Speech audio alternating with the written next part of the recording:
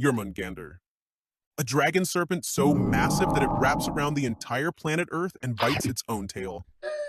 Norse mythology describes it encircling Midgard, the human world, in the ocean depths. When it releases its tail, that action triggers Ragnarok, the apocalyptic end of everything.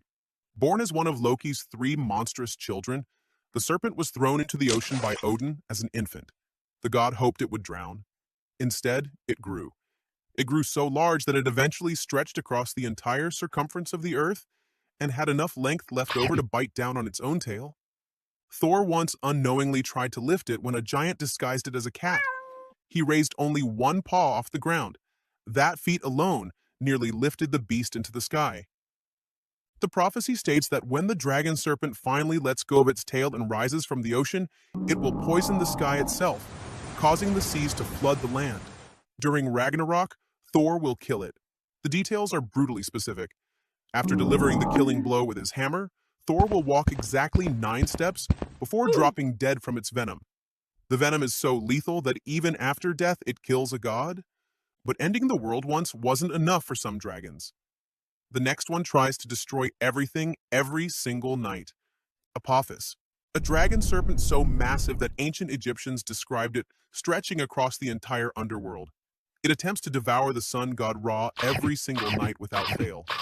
This nightly apocalypse has been happening since the beginning of creation. Every sunset, Ra's solar boat descends into the underworld. The dragon serpent attacks, attempting to swallow the sun whole. Success would plunge the world into permanent darkness.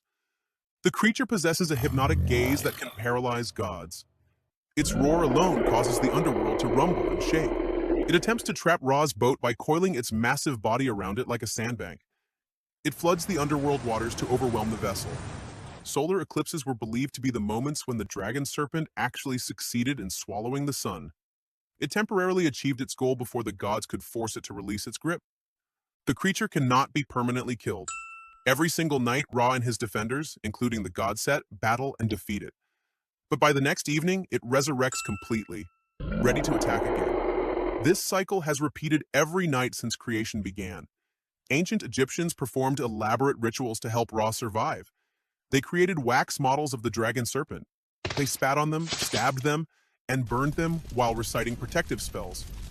They genuinely believed their actions each night helped prevent eternal darkness. While this dragon attacks the same target endlessly, another has spent eternity gnawing on something far more fundamental. Níðhöggr, a dragon that gnaws on the roots of Yggdrasil, the world tree that holds all 9 realms of Norse reality together. The dragon actively tries to chew through the foundations of existence itself. The tree's roots are the only thing preventing total cosmic collapse. The dragon has been relentlessly gnawing at them since the beginning of time. It slowly weakens the structure that keeps reality from falling back into primordial chaos. Its name translates to malice striker or curse striker. While gnawing the tree's roots, it simultaneously chews on the corpses of murderers, adulterers, and oath breakers who end up in Nastrand, the worst section of the Norse underworld. A squirrel named Ratatoskr runs up and down the tree carrying insults between the dragon at the roots and a wise eagle at the top. This fuels their hatred for each other. Their constant tension causes both creatures to attack Yggdrasil in fury, damaging it further. When Ragnarok arrives, the dragon will have gnawed through enough of the roots that the world tree begins to yellow and die. One passage describes it breaking free and flying up from the underworld, carrying corpses on its back. Accounts of its ultimate fate vary among the sources. From destroying the foundations of reality, we move to a dragon with an appetite for something in the sky itself. Bakunawa, a dragon serpent that ate 6 out of 7 moons that once lit up the night sky. According to Philippine mythology, the supreme god Bathala created 7 moons to illuminate each night of the week, making every evening brilliantly bright. The dragon serpent, living in the pitch-black depths of the ocean, became obsessed with their beauty and decided it needed to possess them all. It rose from the sea and began swallowing entire moons whole, one by one. Each time it devoured a moon, massive earthquakes shook the land as the dragon serpent lunged into the sky. The moons would melt away inside its body like candle wax, but never satisfied it. Enraged, it kept eating moon after moon until only one remained. Ancient Filipinos realized that if this last moon disappeared, the world would be cast into eternal darkness. When the dragon serpent came for the seventh and final moon, the people ran to the shores banging pots, pans, drums, and anything that made noise. They screamed, "Return our moon!" The sudden cacophony startled the creature so badly that it spat out the moon just as it was about to swallow it completely. To this day, lunar eclipses are believed to be the dragon serpent's continued attempts to finish what it started. It will never stop trying to eat that last moon. Speaking of insatiable appetites, the next dragon had 8 mouths to feed and a taste for young women. Yamada no Orochi, an 8-headed, 8-tailed dragon serpent so enormous that its body stretched across 8 valleys and 8 hills simultaneously. Each of its heads had blood-red eyes. Its back was covered in moss and trees because it was large enough for entire forests to grow on it. For years, it terrorized the land by devouring young women. It had already eaten 7 daughters from one family and was coming back for the 8th.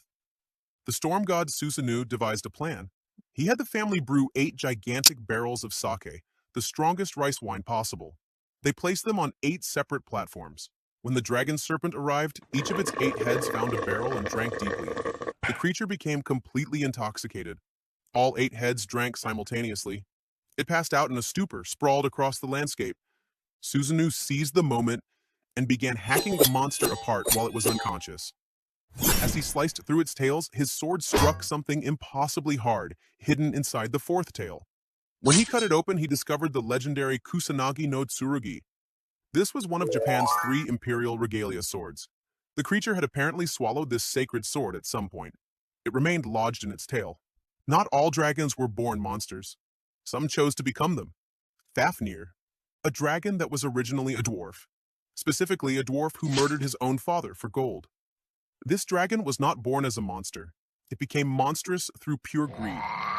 After killing his father, Hreidmar, to claim a cursed treasure hoard, including the ring and Varanaut, his obsession with the gold became so consuming that his body physically transformed into a dragon. His humanity dissolved entirely, replaced by scales, venom, and an insatiable need to guard his treasure. He crawled to a desolate heath called Gnida Heath and coiled around his gold. He breathed poison into the surrounding land until nothing could live there. The venom was so potent that it created a terror helm.